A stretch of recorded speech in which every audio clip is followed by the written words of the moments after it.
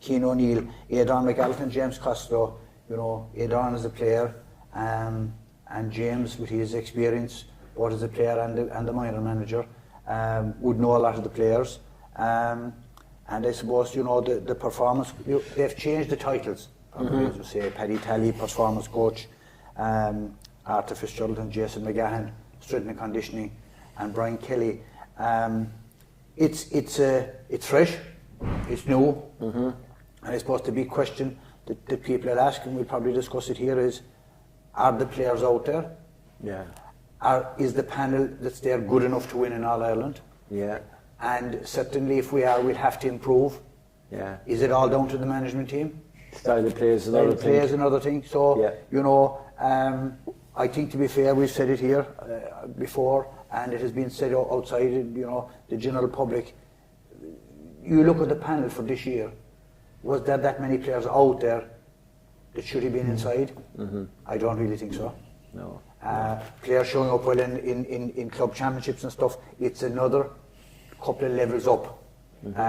The All-Ireland series. Yeah. And there's a transformation, and it's certainly a big change from club football up. But look, it's fresh, it's interesting, and it's I think the general consensus from people out there is it's positive.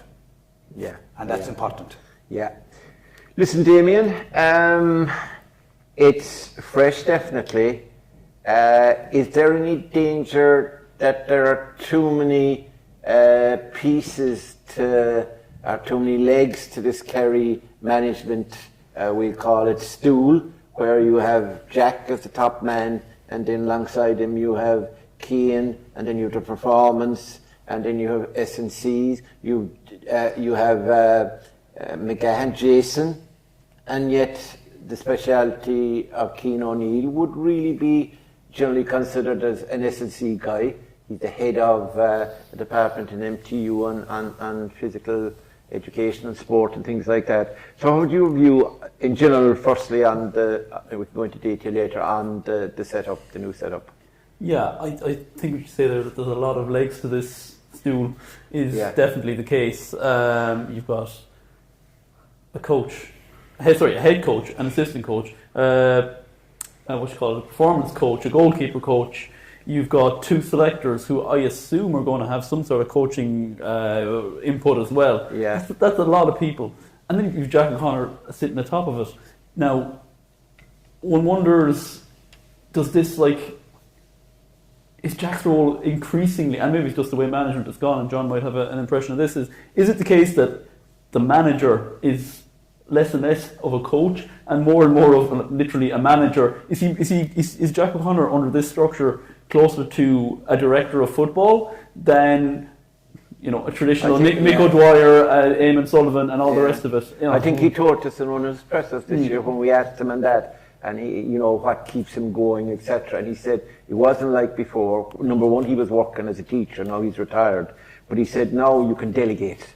So he seemed to suggest on that day that he was the Now he had the final say, he said, but he was leaving it to others. And under his direction, obviously, as you say, the director of football, director of Gaelic football. So you could be right there. Yeah, just like you've got a lot of good football brains, egos, healthy egos, we'll say. Trying to get them all to work together towards the same goal. Now, obviously, the same goal is everyone wants to win the All-Ireland, but just in terms of Jack will have his idea of how he wants this Kerry team to play next year. And trying to get everyone to feed into that, I think it's going to be tricky. But no better man than Jack O'Connor, obviously, to get what he wants.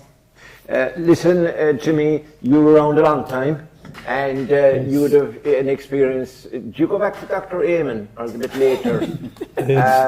I told Jack I'd love to, but I just have too many irons in the fire, and I have to sort out the Irish soccer team. And that's a big job of work. I can't help him this year.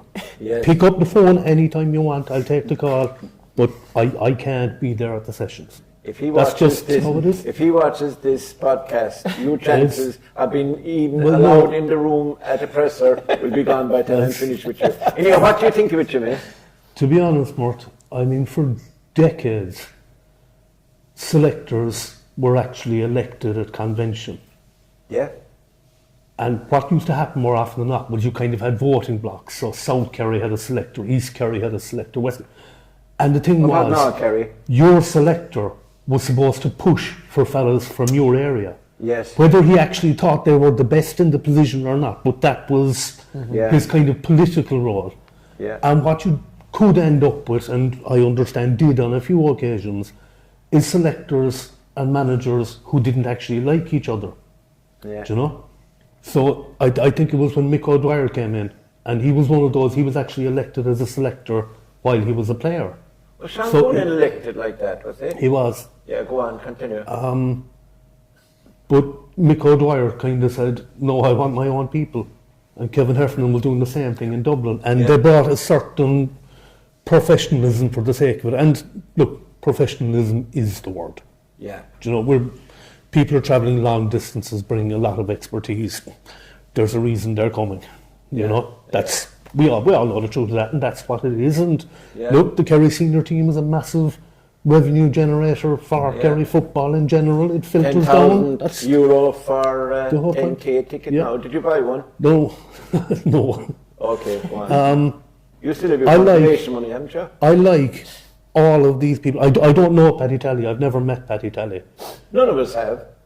I've met all of the rest Yeah. on an occasion or two. I'm not saying I'm close friends with any of them. Yeah. I like all of them. I respect all of them.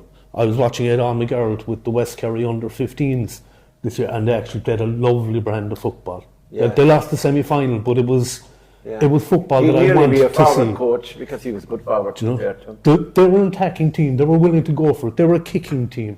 Yeah. Do you know? But again, I question. I mean, John, you made the point last week.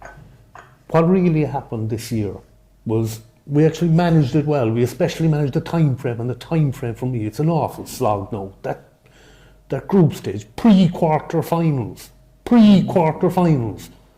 Jesus almighty, don't charge people into that. Pay them to go up. Oh God, he's off again a rant. I'm sorry, but no, I apologise, viewers. those games, This may be only viewed after 9 o'clock.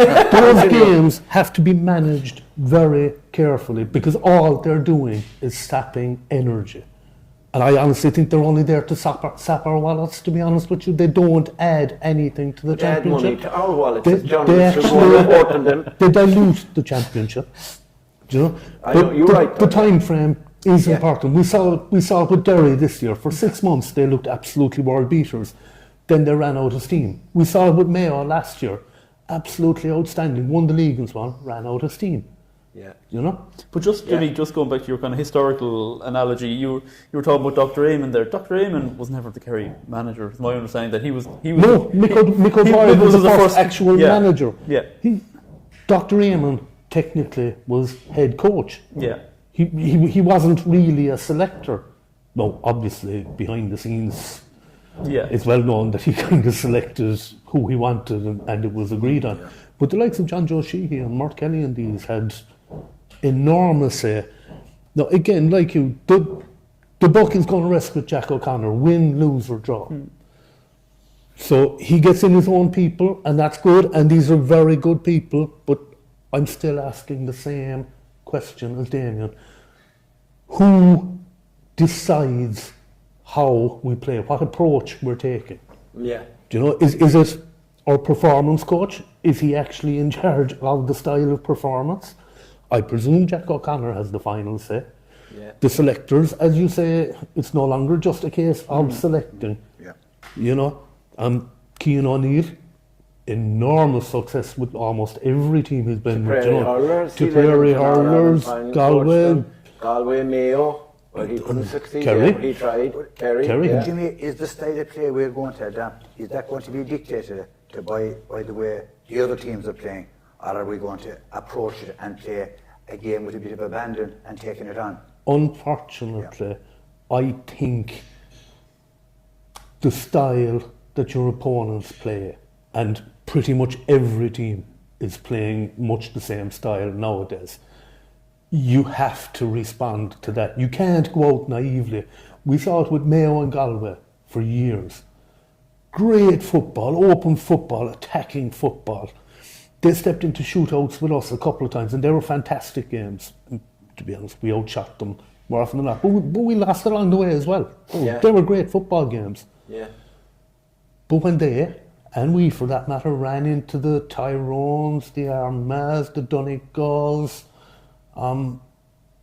Northern boom, teams. you're hitting a wall. You are, yeah. So, Blank. about the only answer that you could come to that, and you can see Kerry do it, you can see Dublin do it.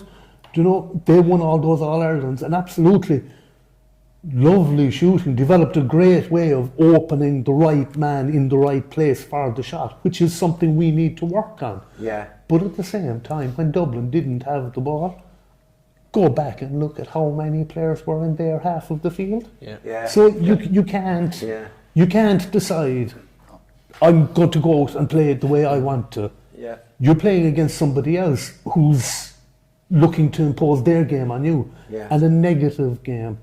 There's a reason in every field sport in the world why the strikers and the scorers in the professional sports earn the most money. Yeah. Because it's the hardest job and it's the most crucial job, because again, the truth is games are not won on the field, they're won on the scoreboard. Yeah. If you're ahead on the scoreboard, I remember that famous Tyrone Dublin semi-final, God, what was it, was 8 points to 7 or something. What did it It go? was hideous. Yeah. Oh my God, I still wake up at night, do you know? But they won I'm it sure on the scoreboard. Because it enables you to go to the bathroom. I know. I think the same day did Manchester United win a game 5-0 or something, and people were saying that there was more scoring in the soccer match. Yeah. Do you know? But that was Yeah. that's the style. That's right, Jimmy. No, that's brilliant, last Jimmy. year's You can now inter-county leave football. because you have said enough for the rest of the thing. But no, All right, you're look spot here. on though. Brian Kelly, goalkeeping coach, great goalkeeper, Yeah. good coach, good at dealing with young players. I've seen him with Legion. Yeah. I have no doubt, and that's a specialist role, and I'm sure that's what he does. He's very Jason close, McGahan, though. Arthur Fitzgerald, Cian O'Neill, as you say, has a very strong background in that. Who's ultimately responsible? That's Do you know? what Damien is asking. Well, the fact that there is, sorry, no, Yeah, you John, need to get John O'Dowd in But- because but he's taking a vow of silence. I've never, and I stand corrected by any of you, but I've never seen the term head coach applied in a GA context ever. So how, John can answer this, how significant do you think that the use of that terminology is? Well, I think by using head coach, it just implies that he's on a higher level than the rest of the coaches. Simple. He's the head of the coaching, so he decides what goes in a coaching perspective. How that works with the management, the selectors, the performance coach, the assistant coach, only time will tell. But as Damien says, it does give an extra Listen, layer of authority. It does give an I extra will work the layer. wisdom and that to me Listen. quickly. I mean, Your head coach and water washer at home. I remember applying for jobs in hotels, and if you were badly stuck for something on the CV, Yeah. you were a project manager. I'd be 16 years old and I'd be hoping to be washing pots and Yeah. pans in the kitchen. But if you say project manager, oh, what's your project? Well, it's actually emptying the waste bin once a day. It's a project. Yeah. Okay? So, head coach, performance coach, manager, is there clear lines drawn? Here's why I'm bringing you in. Here's why I'm bringing I you presume, in. Jimmy, that conversation Is has it- been held. Yeah, yeah. Plus the fact was that you lost a lot of jobs in hotels. So you were neither a good head porter or a garbage manager. That was because I kept robbing the tip smart. That's an entirely separate I have a thing. question for John. Right, John, you attended a lot of, we both did, and a lot of the lads here did, except probably John, because he was selling fireplaces. But we attended Jack's pressers, and one thing he said when Tony Lean from the Irish Examiner would constantly ask him about the style of play and why aren't we doing, and he kind of got half cross or cranky, whatever the word is used with Jack one day, and said, well, if anybody around the football world or around Kerry, around anywhere, think that We can go gung-ho like we did in the 70s and 80s and 90s and 90s at an opposition with the way teams are setting up now. They're away with Darren Cloud Cookerland. It can't be done. And the other thing was, do you think that the fact that there is possibility, I think they're called adjustments right now, they can't be called new rules, but if the 2 point outside the 45-metre barrier, whatever it is going to be, a circle, and the 3 against 3 at the back, if those little changes are adopted and they be played National League, etc., that could change things as regards style, couldn't it not? I think there's an element of truth in what a couple of people have said already around the table. John mentioning about should Kerry impose their style of play, Jimmy saying that you can't naively do exactly what you want depending on what the opposition are doing. I think it's about getting the balance right. Yeah. And I think it's fair to say, and maybe it's something Jack might even admit to us if he did talk to us this very minute. Did we get the balance right this year, or did it go too much the other way of playing the same as the opposition that we were up against? I think, obviously, we can't go gung-ho, hell for leather and naively lose matches by being caught on the turnovers and the counter-attack. But as any group of players and any group of management, you have to get the best out of your best players. Did the style of play that Kerry played with this year, did it get the best out of our best players? No. And I think you have to say honestly that the answer is no. Yeah. And if the end doesn't justify the means, okay, if we win the All-Ireland, nobody will care if our best players were the best players or who got the scores or who had a good year or who had a bad year. But when you don't, and you can clearly see, and we don't have to name them, that the best players in the Kerry team did not enjoy their best seasons and that the style of play didn't help them, unquestionably, in that regard, then we do have to make changes to the style of play as well. Yeah. Now, if you think about what's going to happen, moving the discussion forward a small bit, we have now a lot of people are against these, and you have pros and cons. The pre-season tournaments, as they're called, the McGrath Cup, the Munster Hurling League would be applied to us, the McKenna Cup, the O'Byrne Cup, all of those, the FBD League. And John Cleary was making the point in the Examiner as well yesterday, the Cork manager, that was saying, of all years to pull the rug out from under the, was the 1 year when, if you're going to trial these new adjustments, we call them, why not use those competitions where you have a fleet of officials, the whole lot, everything, there's people watching, and there's something at stake in the games, although nothing major, but at least Kerry are playing Cork, there's the rivalry, even at McGrath Cup level, it's not huge, but it's there. And now they've pulled it out. So when are they going to be able to trial these rules? Are they going to go straight in International League? And then you have teams now going to be around searching, maybe in bad weather, for fields, etc., to arrange challenge games in the month of January. It doesn't seem to make sense, John. They are, sorry John to interrupt, they are doing a Railway Cup type thing in October. In October. Yeah. I know what you're saying, but they're doing something anyway, Oh yeah, and they have these sandbox games, as they call them. Yeah. But no, you need the teams that are playing, the 32 teams, the 33 that are playing in the leagues, and then going on to the championship after. You need them to be playing against each other, surely. Yeah, there's no doubt, Martin. I've said it here last week, and it has been said around the county, is that the group stages of the championship, the Kerry's group this year, they'll learn nothing from it. Yeah. And you can't turn the switch from playing, with all due respect, a Division 2 or 3 team, and you're coming up against one of the top teams. Yeah. But we shouldn't forget, we were a kick of a ball away from beating Armagh. Yeah. Oh yeah. And had we done it, possibly could have beaten Galway.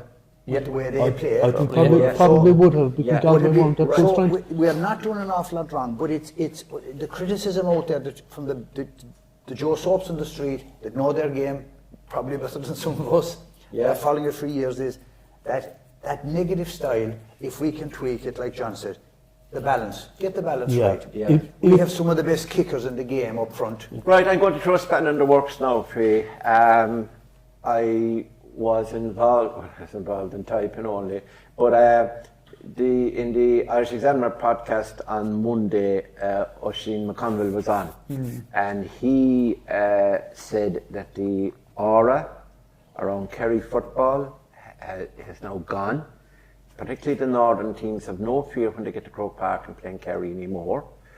That was one thing, and he said the other thing was Kerry. If you look at the last 6 or 7 years, he said you go back to 2011, 2013 or whatever, are not seeing out their games, right? They're being caught late on. That is a point. And they don't. The third thing, he doubts right now if Kerry. He still thinks they're contenders, obviously, because to get to the quarterfinals every year, since 2001, since the quarterfinals came in, we have the highest percentage of those who compete. There are 2 teams, Tipperary and Wexford, who reached it once. So they've 100%. They reached it once and they won those games. They're called shocks. But we have a huge. We have won something like we have 86%. We have 17 out of 21. We only lost one.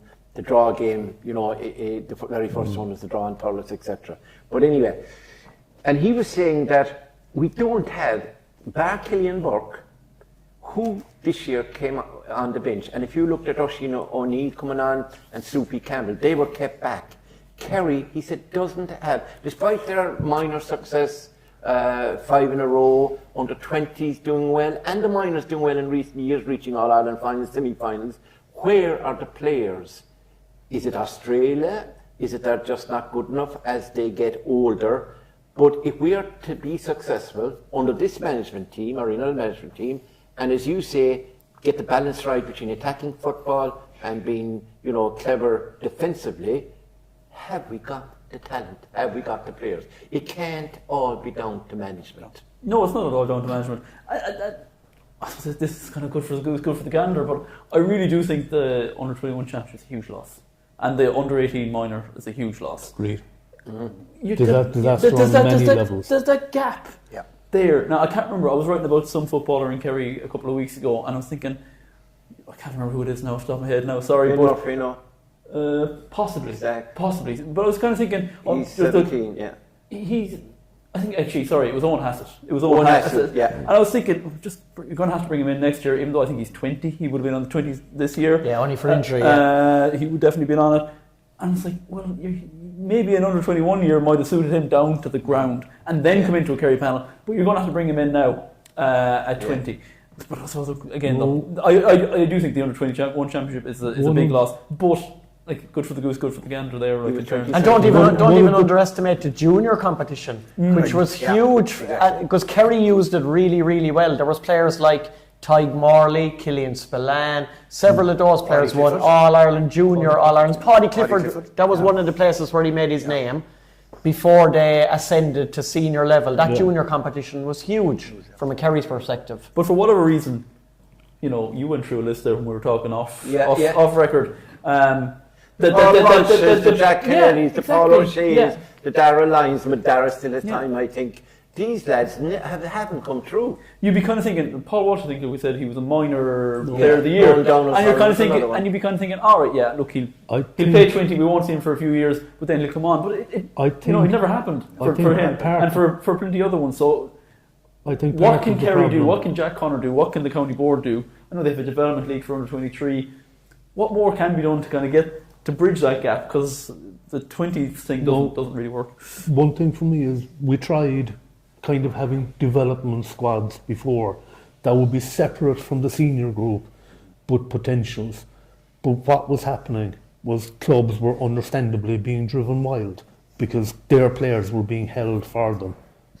Absolutely, for development squads. Yeah. And the amount of players that were held, the split season is not a bad thing, because prior to that lads were being held from, I remember Sean O'Shea being held from county under 21 final. Do you know? To be on the bench. Heinrich wasn't allowed to play with Stacks. Yeah. Joey Nagel was in the final. Neither allowed to play, I think, in the semi-final. Certainly Heinrich wasn't. And like Heinrich, That's- he's not a regular on the Kerry senior team yet. No, that's. He should have been allowed play I don't with want. his own I age don't group. want lads like that held from actually playing games. It's the games that you enjoy, and it's the games that'll test you and make you better. And I don't think it's any harm for a developing footballer to go out there and play different kinds of football. Right, One day yeah. you're dealing with a fellow who's 6'3" but slow. Next day you're on a fellow who's 5'4" but lightning. You're dealing with a fellow who kicks off his left leg. You're dealing with a basketballer. You're getting screened all the time. You're learning different things off all of these. Do you know? So I think that's actually good. I'm not sure is the closed, high pressure. I mentioned last week about the whole us against the world attitude that a lot of inter-county teams try to develop to form a band. I think it's unhealthy. I don't think. I think when you're shutting out the world, sometimes you're shutting out voices that can actually help you and bring you along. I don't think it's good long term. A final point that Oisin McConville, we'll finish off with this now. Another point that Oisin McConville brought out, which I thought was interesting. He said if you look at the current Kerry team, he figured out that for 1 year, Tyke Morley sitting in that pocket was, a genius move. It was a Absolutely. great move. Stopped the lads coming through the middle. We stopped conceding goals, etc. But he said now he's found out, so people go around him. There's various ways of doing it. Opposing coaches. A year later, every team was putting a man directly on On Tyke him, Morley, yeah, it happened in so Kerry that he as well. couldn't do that shield role. Absolutely. This year, a lot of teams were learning to put a man in front of Paddy Clifford. Don't let him start the run at you. Yeah. If you can stop that just for a few seconds, your defensive structure locks Yeah, into but place. So teams are his learning all point, the his time. point was, that Tyke now is in a role that, will have to be redefined. And then he was saying that as regards man markers, he figured out that Jason Foley was a good man marker because of his pace, height, etc. And he thought Brian O'Bleek had a very good year. He's a very good man marker. He rated him. He said some of the other defenders didn't have good years. He thought our midfield was okay, but it didn't have a good year. And then he thought we just failed up front because we weren't getting the ball and because David Clifford, he said leaving David Clifford inside to be mugged by 2 or 3 players and manhandled is not going to work. It's unfair to him. He's got everything in football, but it's not doing the team any good. So Kerry will have to redefine all those things he was thinking. Has he a point? I would John, agree there. sorry, Jimmy, just... Definitely there's a point, but there's no doubt about it that we have to evolve. What you said and what he said was quite correct about Tyke Morley, about David Clifford. And, we lost David Moore and Jack Barry around the middle. Huge experience. And, it's funny, you'd question maybe what Jack Barry was bringing to the team until he's missing. Exactly. And suddenly, Jack Barry's a huge loss. Yeah. He was a defensive midfielder. Correct, yeah. And, if you mark Shawnee Shea up front and David Clifford is nullified, well, where are the scores going to come from? Exactly, yeah. How will that impact off the bench? You mentioned a while ago Stephen Campbell, look at Charlie O'Burns in the semi-final and final, look at the influence. Yeah. We don't seem to have those players. Have we the strength and depth? Yeah. And it's not that they're not being checked, because we've spoken about it off air. Players that we've spoken about through this club championship have been inside training, have been inside involved, and at the end of the day, Jack O'Connell will pick his best 26. Yeah. These fellas are probably not up to it at the moment. Yeah, Damon, I'm hearing the latest on Killian Burke, which could be very good news for Kerry, by the way. The latest appears to be in Killian Burke. He may go, he's got surgery in his knee, okay? He's not available for mid-Kerry as far as I know. He went to Santry, got the operation done, so he's sorted. And he's going to go to Australia for a month, for a holiday, which he's quite entitled to do. He wanted to go to Australia anyway. But that he's put back his Australian, we'll say, rules, ambitions for 12 months. So that means that Jack and Kerry are going to have him for 2025, for the coming year. That's what I'm hearing. Is that good news for you? Huge news if we can keep him. And does that make you happy? Because you rarely smile. It does. And we've been talking, and John as well. Like for the last month, there's just been this guy's going to Australia, this guy's in a training camp. This is it's just huge, Sean, isn't it? Yeah. And then one thing kind of pleased me this morning. I read a story this morning. It was talking about the recent AFL combine that they had in Dublin. Yeah. And there was no Kerry player mentioned. It was like Owen McAvoy, the young Derry full-back, and there was a lad from Dublin who's involved with rugby as well, like, don't know, David Colbert or something. He's not a guy that you'd even know. I think the Tyrone midfielder as well. What's his name? That would be on the under-21 player, Owen McElhone. Yes. Who was excellent for the Tyrone under-21s this year. But there was no mention of a Kerry player.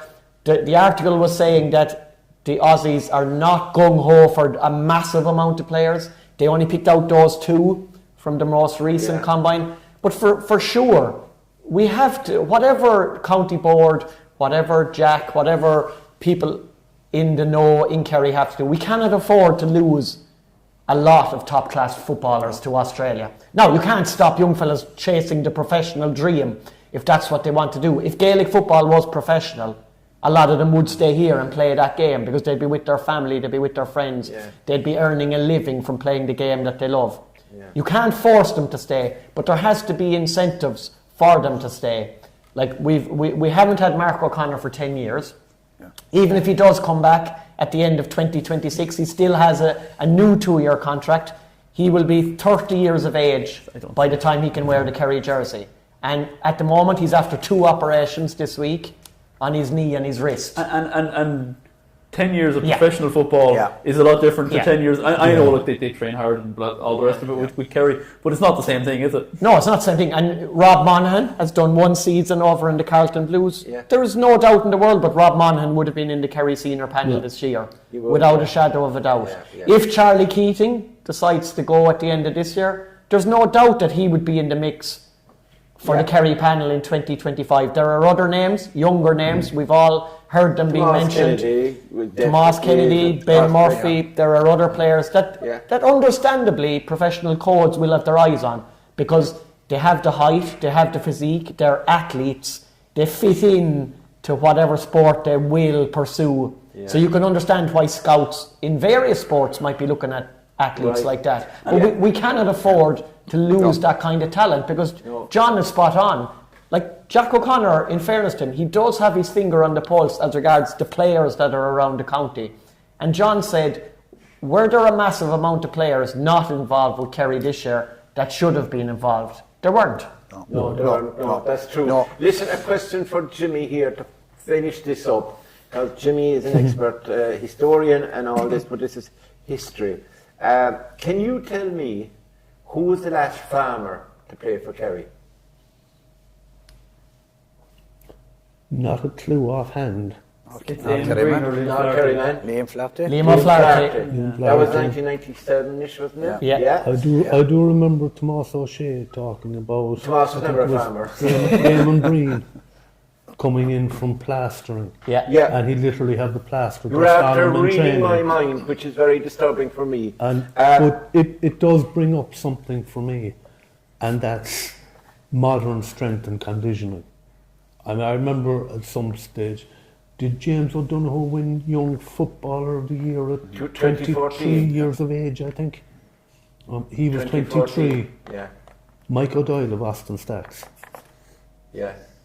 Turned 21, I think 1 month before he picked up his 4th All-Ireland medal. All-Ireland senior medal.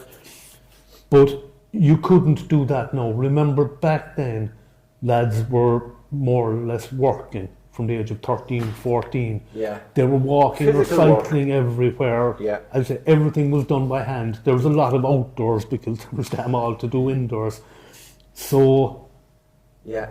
You bring up you could bring in an 18-year-old back then, and he would be reasonably close physically to the 25 and 26-year-olds nowadays. I have a point with the strength and conditioning, not a hope. And that comes back to the 21 point as well. I have a point to make in that. I reckon the following occupations you cannot be an intercounty footballer based on the commitment that's to be given and the time, S&C, all that sort of stuff, the time you have to be at training. Farmers, builders, unless you were self-employed, factory workers on night shifts. You can't go on a night shift from 8 to to 6 or 9 to 6 or whatever, or work in a hospital thing, and play football. You just can't do it. GPs, if you're a doctor, can you leave your surgery and say, listen, I have football training, die away there in the corner? You can't. Jack Mackers. But he's in a hospital and he can arrange his own hours. But I'd say, well, I don't know. And the other I don't one get linked is to a our doctor, profession. but I'd say being a hospital doctor is Could harder you than be being a GP. no, this is a far stretch. Could you be Very a far. father as a journalist? I don't think so. No. I think it's struggle to do club football, to be honest. Are we drawing from a very, very select pool of fellas who are either teachers, bankers, a soft office job like you had one time, right? And the other thing is there any room for life and living, as David Clifford brought up, and living life, going to a wedding, going to a couple of days holidays midweek? Is the fun element, is it gone? And we're not going into deep discussion on this, but in other words, I suppose what I'm saying is the Kerry jersey is attractive as it used to be. I think it's always been an enormous privilege and comes with enormous prestige. But I now think it is also an enormous burden. Fair play, Not Jimmy. just because of the profile, Yeah. but because of what you're expected to do. We all remember Dublin and the Blue Book and 6 a.m. training sessions, and we're going to swear off drink for the next 6 months. I've never agreed with that, because what happens is, right, they stay off it for 6 months like it's a monastic oath. Then they absolutely go on the tear for 3 days and do far more damage to themselves. There's nothing wrong. You professional rugby ever do players, that? American footballers and so on, will go for a pint for a weekend when they're off. You'll see them They're with not going to bottles go in the out dressing drinking room. the night before a game. There is professional hydration, nutrition and so on. Yeah. But if it's 4 days to your next game, you're meeting your friends for a couple of pints. Again, for me, that's healthy. That's actually There's not a manager Good or a for you performance mentally, coach or an S&C coach in the country, or maybe in the world, that would agree with you. But I do agree with you, but there isn't. I'm not Was sure it about that. Toro I'm not Robinson? sure about that, because you watch rugby and you see the boys after a match, and we're not even talking about the final here, we're talking about semi-finals, quarter-finals, and they're drinking, I don't know, Peroni, bottles of Peroni. I don't think it's Peroni 0-0 But all either. of them are about 23 stone. There was a fellow like me one time, and people disagreed with him so much they nailed him to a cross. But he was right, and I'm right. I think, Bert, just before we finish, Jimmy Darcy, big You might delete that bit, actually. just before we finish this discussion, because Right. a couple of weeks ago, when he said his goodbyes from the squad, we paid a tribute to Micheál Quirk. So I think it's only fair now to thank the role of, we'll say, Brendan Keeley as goalkeeping coach over the last couple of seasons, and especially to Diarmuid Murphy, who has been involved for a long number of years with Kerry as a player, then under different managements as selector and part of the management team. And an absolute gentleman. every bit of the way. Exactly, an absolute gentleman to boot. So we really should thank him for his service to the county, and hopefully we will see him down the line again involved in football. Very good. So look, that was a lively discussion.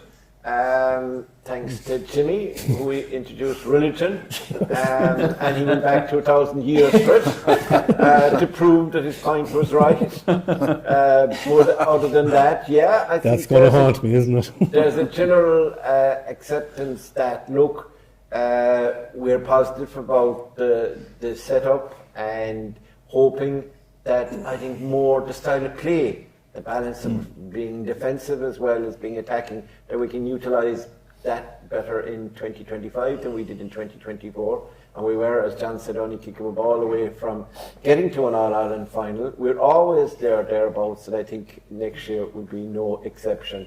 We are worried, and I think Kerry public are worried, and maybe Jack is worried as well, about the talent coming through. Is it coming through quick enough?